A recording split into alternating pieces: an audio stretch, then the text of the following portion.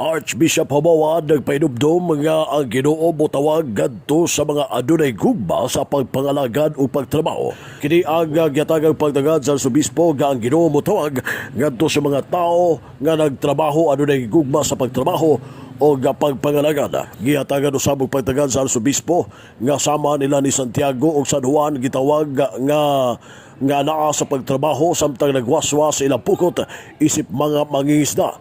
Si Moises usab gitawag diha sa pagpaygayon sa iyang trabaho isip nagtigway sa mga kardero didto sa Sinai. Din si David gitawag sa Dios samtang nagtugway og mga mananapa. Kini ang giyatagang pagdagad sa Arsobispo nga ang Ginoo Motawag ngadto sa mga tao nga nagtrabaho adunay gugma sa pagtrabaho o pagpangalagad. Ang pagsaulog sa kapistahan ni San Mateo sa mapa sa Arsobispo ang pagpasalamat sa pagdala sa intensyon sa mga pangamuyo sa mga pag-ampo ngadto sa Ginoo kay ang pangamuyo man sa taong balahan dunggon gayon sa Dios.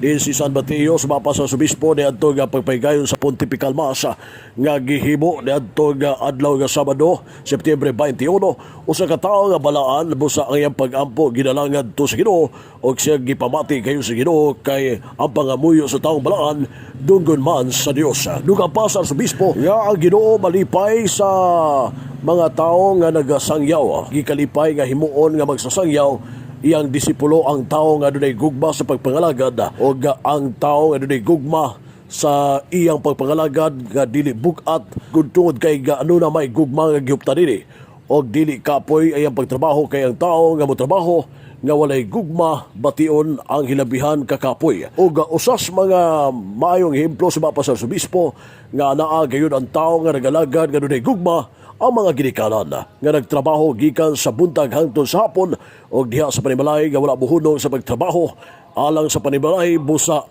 ngadto sab sa pag-alagad sa ilang mga anak.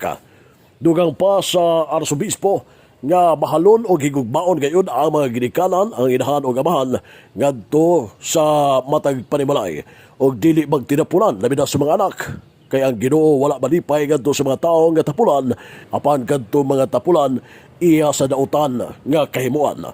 Dugang pa sa Arsobispo nga huptan ang pagkamapabsanon, pagkamapailubon, nagpuyo sa gugma nga anda mutabang sa mga nagkalisod-lisod kay kiniman ang kinaiya ngadto sa mga taong nangalagad. Ani ang tibig kamahin payag sa Arsobispo sa Archdiocese of Ozamis Most Reverend Martin Sarmento Hamawa Didi. Kamu pong mga anak ayaw mo pagtinapulan kay ang Ginoo dili malipay, dili ganahan sa mga tao nga tapulan. God does not encourage and appreciate laziness because laziness is the workshop of the devil. Si San Mateo gitawag nga mamahimong iyang tinunan, mamahimong apostoles, samtang siya gahimo sa iyang katungdanan.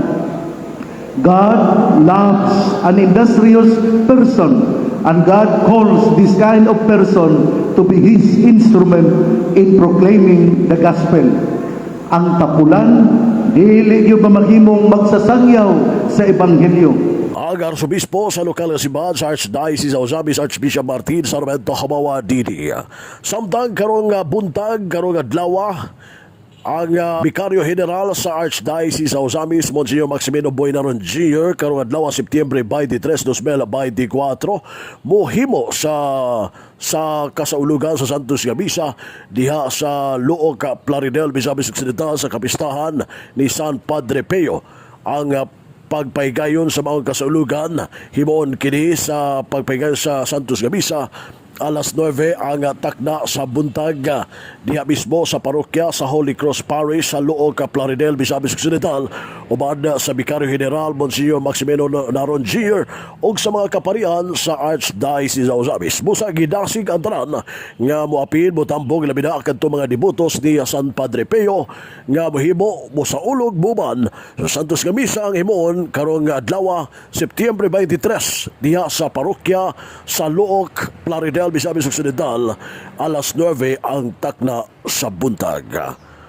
Alang sa DX din sa Managing Kampana ang pulpitos kagilan, WD8 Manuel Ronquillo Jr. dan ang sa Nagpahinumdum.